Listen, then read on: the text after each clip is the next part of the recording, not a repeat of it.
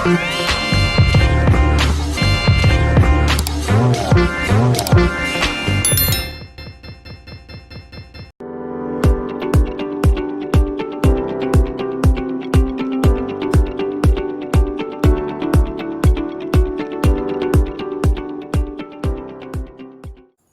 saya bikin adalah tanda panggilan iman. Nah, kita mengacu kepada panggilan Musa, ya.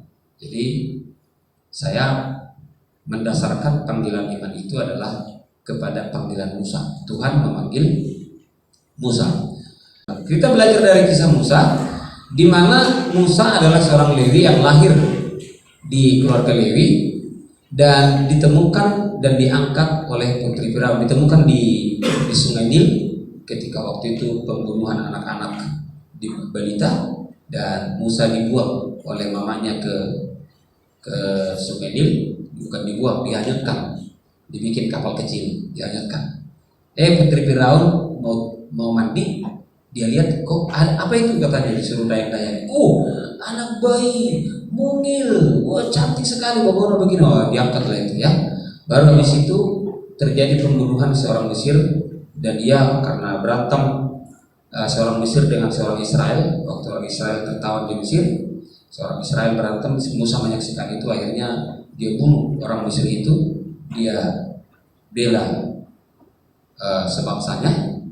Dan setelah itu, karena besoknya dia lihat lagi ada orang berantem sesama Israel, baru Musa bilang, jangan berantem, sesama saudara gak boleh, katanya begitu kan. Ternyata ada yang lihat, kamu mau bunuh aku seperti orang Mesir kebunuh kemarin. Wah, Musa ketakutan, akhirnya dia lari ke Midian, ke rumah pamannya, ya. Dan sampai di Midian dia menikahi Zipora, anak Gersom, pamannya itu.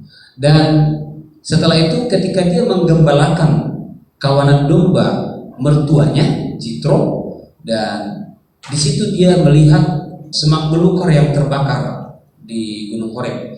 Semak belukar yang terbakar, tetapi semak belukarnya nggak terbakar, api yang membara, tapi semak belukarnya membara. Dan dari dalamnya terdengar suara, Musa, pergi ke Mesir, selamatkan bangsamu, umatku, itu. Dan dengan berbagai dalil Musa mengatakan bahwa aku tidak layak, aku tidak bisa, dan segala macam, yang tetap ujungnya dia berangkat. Dan setelah itu dia kembali ke Mesir menghadapi Firaun. Nah, saudara-saudara, setelah dia kembali ke Mesir, dan ini yang dicatat dalam kitab Keluaran 3 ayat 1. Adapun Musa, ia biasa menggembalakan kambing domba Jitro. Sekali ketika ia menggiring kambing domba itu ke seberang padang gurun, sampailah ia ke gunung Allah, yakni gunung Horeb. Lalu malaikat Tuhan menampakkan diri kepadanya di dalam nyala api yang keluar dari semak duri. Lalu ia melihat, dan tampaklah semak duri itu menyala, tetapi tidak dimakan api. Lalu ia melihat, dan tampaklah semak duri itu menyala, tetapi tidak dimakan api. Dan Tuhan berfirman, aku telah memperhatikan dengan sungguh kesengsaraan umatku di tanah Mesir. Jadi sekarang pergilah, aku mengutus engkau kepada Firaun untuk membawa umatku orang Israel keluar dari Mesir. Saya bilang kita harus melihat tanda-tanda panggilan umat Kristen. Kalau kau tidak melihat panggilan iman bagi mereka, sampai kita ke sini. Saya kutip kata-kata Tuhan Yesus. Yesus pernah berkata begini kepada murid-muridnya, jangan membuang mutiara kepada anjing dan melemparkan barang yang berharga kepada bebek. Nanti dia mengejar kamu dan bahkan mengoyakkan kamu. Artinya begini, kalau kita tidak melihat tanda-tanda panggilan itu dalam satu jemaat, perlu dibikin ketegasan. Saya bilang bukan kita juru selamat Yesus. Tanggung jawab kita adalah memberitakan firman. Dan saya bilang kamu harus tahu melihat tanda-tanda panggilan iman dalam diri seseorang dalam satu jemaat. Kalau tidak ada tanda-tanda panggilan iman itu, saya ngapain buang-buang waktu? jawab. Masih banyak Tuhan jiwa-jiwa yang akan Tuhan berikan, Tuhan tunjukkan, Tuhan tuntun kita. Tanggung jawab kita adalah memberitakan Injil, bukan mau berjuang menyelamatkan orang. Enggak. Kalau mereka tidak terlihat tanda panggilan iman buat mereka, tutup itu gereja, saya bilang. Kita nggak berdosa kalau kita stop untuk memberitakan Injil kepada mereka. Kebaskan debu dari kaki, masih banyak lahan dan jiwa-jiwa yang harus kita jangkau. Stop, jangan ke sini kalau mereka tidak tertarik. Masa dari tahun ke tahun nggak terlihat panggilan iman? Harus terlihat panggilan iman. Jemaat kok dininabobokan terus? Kita harus melihat tanda-tanda panggilan itu dalam diri kita.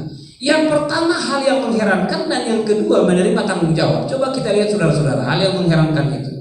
Lalu malaikat Tuhan menampakkan diri kepadanya di dalam nyala api yang keluar dari semak duri. Lalu ia melihat dan tampaklah semak duri itu menyala, tetapi tidak dimakan api. Ini tanda yang mengherankan. Saya merasa saya mengamati dan saya menilai banyak orang yang saya temui, yang pernah saya ajak bicara, yang pernah bergaul dengan saya.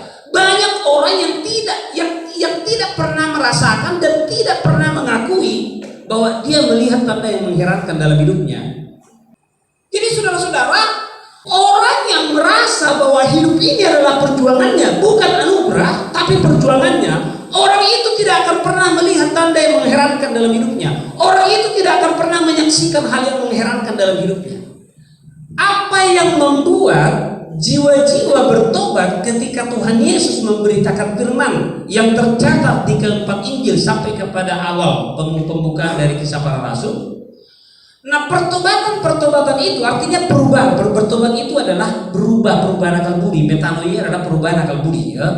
Pertobatan perubahan akal budi. Perubahan akal budi itu seperti pelajaran biologi disebut itu metamorfosa, metanoia. Jadi metanya itu perubahan yang meningkat dari ulat menjadi kepompong, ya, dan menjadi kupu-kupu. Dari ulat menjadi kepompong dan menjadi kupu-kupu. Di sana ada perubahan yang meningkat. Nah, saudara-saudara, orang bertobat artinya cara berpikirnya berubah, pikirannya mengalami perubahan karena dia melihat dalam hidupnya hal yang mengherankan. Artinya dia melihat dalam hidupnya hal-hal yang misteri tetapi menjadi kenyataan. Kenapa misteri? Tidak bisa dicerna oleh akal. Nah, saudara-saudara, saya harus berkata, kalau dirimu tidak melihat sesuatu yang misteri, yang ajaib, yang bagimu mengherankan, yang kemudian kamu berkata bahwa terima kasih Tuhan, jangan pernah berpikir bahwa ada panggilan iman dalam dirimu. Saya harus berkata bahwa orang bisa memastikan dirinya memiliki panggilan iman, yaitu di mana Tuhan berkarya oleh Roh-Nya di dalam diri kita. Kita bisa memastikan itu ada panggilan iman itu ketika kita melihat hal-hal yang mengherankan. Jadi hal-hal yang mengherankan itu terjadi dalam diri kita, terjadi dalam hidup kita. Kalau kita mengaku terpanggil menjadi seorang Kristen, terpanggil menjadi pengikut Kristus, terpanggil untuk menjadi warga kerajaan Allah, karena setiap orang Kristen tentunya Tuhan telah menyediakan tempat di rumah Bapa di surga sesuai dengan Yohanes 14 ayat 1 sampai 3, gitu ya. Yesus telah menyediakan tempat yang kekal. Terpanggil mempercayai itu berarti dia juga harus melihat tanda-tanda yang mengherankan dalam hidupnya. Karena Tuhan berkarya pasti mengherankan, tidak mungkin tidak mengherankan. Jadi jangan sampai kita berpikir semua hal-hal yang alami, ya. Data semua hal-hal yang mengherankan dalam dirimu. Hanya itu yang membuat dirimu berterima kasih kepada Tuhan. Dan itulah yang memperkuat panggilanmu sebagai seorang yang memiliki iman Kristen. Itu. Tanpa itu tidak akan pernah bertumbuh. Saya berani katakan itu. Yang kedua, menerima tanggung jawab. Nah, apa dibilang Tuhan kepada Musa? Jadi sekarang pergi, aku mengutus engkau kepada Firaun untuk membawa umatku, orang Israel, keluar dari Mesir. Jadi saya bilang panggilan iman itu harus melihat bahwa dia mendapatkan tanggung jawab. Dipastikan semua orang memiliki tanggung jawab di rumah tangganya, tanggung jawab di pekerjaannya. Tapi saya harus mengatakan tidak cukup hanya itu. Kalau itu main semua orang. Saya melihat banyak orang yang takut menjadi pengecut jika dia disodorkan tanggung jawab sosial. Nah, saudara-saudara yang kasih Tuhan, kita mengaku sebagai seorang percaya kepada Tuhan Yesus sebagai juru selamat kita, yang pastinya kita pasti menerima tanggung jawab dari iman itu. Karena Tuhan mempercayakan Musa, maka Tuhan memberikan kekuatan kepada Musa, Tuhan memberikan tanda mujizat kepada Musa, Tuhan memilih Musa, dan sekaligus Tuhan memberikan tanggung jawab. Ambil itu, bangsaku itu, kau ke sana. Saudara pikir mudah tanggung jawab itu? Berat sekali tanggung jawab itu. Kalau saya berpikir ya, kalau saya waktu Musa, kalau saya Musa, mungkin saya juga akan memberikan jawaban seperti dia. Jangan Tuhan, jangan aku Tuhan. Aku nggak pintar berbicara, aku nggak fasih lidah Tuhan. Jangan aku katanya. Dan apakah dia dengan gagah berani menghadap Firaun? Menghadap Firaun kan nyawa taruhannya. Apakah dia menjadi orang yang dipuja-puji bangsa itu karena dia mengajak dengan tanda-tanda mujizat itu? Dia dipuja-puja oleh bangsa itu? Enggak. Dihina, dicerewetin, ditekan sepanjang perjalanan padang gurun. Nah, secara pribadi saya belajar dari situ. Sekalipun saya bertahun-tahun makan semeja dengan murid-murid saya tidak pernah minta penghargaan sedikit pun. Karena saya tahu, saya belajar dari situ. Karena Musa juga menghadapi suatu kenyataan yang dilema, tahu nggak dilema? Busi malakama, maju kena mundur kena, menghadapi Firaun, dia dengan jantung yang dakdikduk. Sementara dia kepada umatnya bilang apa? Gara-gara kami jadi dapat tekanan di Mesir. Iya kan, ketika Musa menghadapi Firaun supaya dibebaskan bangsa Israel untuk menyembah Allah Yahweh. Nah, apa perintah Firaun? Yang dulunya dibagi mereka jerami untuk bakar batu, dan selanjutnya jangan dibagi lagi, mereka suruh cari sendiri katanya. Coba di padang gurun seperti itu disuruh mencari sendiri semua kayu-kayu bisa bakar jerami. Akhirnya apa mereka bangsa-bangsa Israel bilang? Ya, bangsa Israel tahu itu. Penyebabnya mereka disuruh cari sendiri jeramenya untuk kerja paksa gitu. Nah, penyebabnya adalah karena Musa menghadapi Firaun. Nah, ketika Musa datang kepada bangsa Israel itu, bangsa Israel bilang apa? Gara-gara kami jadi ditekan begini katanya. Coba. Apa Tuhan berkata? Musa berkata, Tuhan, saya kan udah bilang Tuhan, mau 100 kali Musa berkata begitu, tanggung jawab tetap tanggung jawab. Tuhan pasti menetapkan tanggung jawab itu.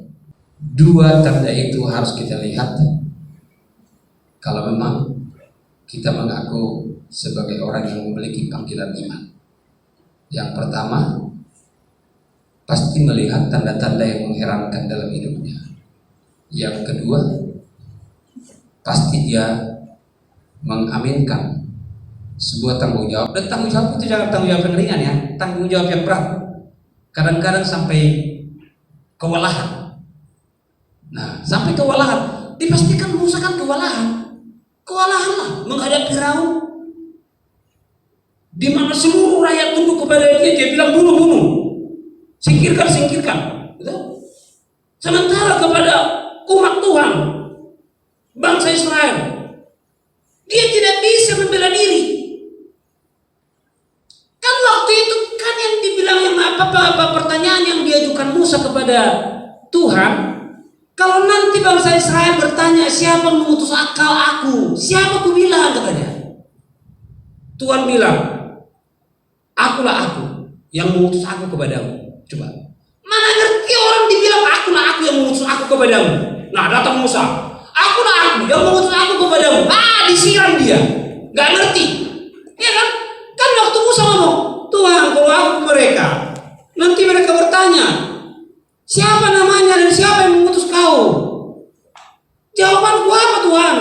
Tuhan jawab, akulah aku yang mengutus aku kepadamu. Bilang begitu aja, kata, hah? Siapa ngerti? Ya sampai sekarang masih banyak juga orang yang mengerti, yang tidak mengerti itu, apalagi dulu gitu. Gak ngerti. Ya sudah, Musa bilang, akulah aku yang mengutus aku kepadamu. Dinemo dia, gak ngerti. Tapi gak bisa enggak. Jadi tanggung jawab, saya bilang tanggung jawab itu harus membuat kita kadang-kadang pusing 7 keliling. Dan saya berani berkata, berbahagialah mereka yang direpotkan oleh tanggung jawab. Tapi malah menyian nasibnya seseorang yang merasa tidak punya tanggung jawab. Gak ada gunanya dia hidup di dunia ini. Dia itu adalah bagaikan sampah yang tak berguna. Tapi kalau orang direpotkan oleh tanggung jawab, itu yang mantap. Itu yang mantap. Nah, jadi kalau ada, saya bilang Kairos itu adalah waktu, momen di mana tidak akan terulang kembali. Di mana ada kesempatan kita berbuat sesuatu, ambil waktu itu, ambil momen itu. Bukan menyotangi Tuhan, tapi menjadi dasar untukmu dan berkata, terima kasih Tuhan. Ini tanggung jawab dari Tuhan. Dan ini adalah bukti panggilan imanku. Nah, saudara-saudara, orang-orang seperti itu pasti selamat dalam segala hal.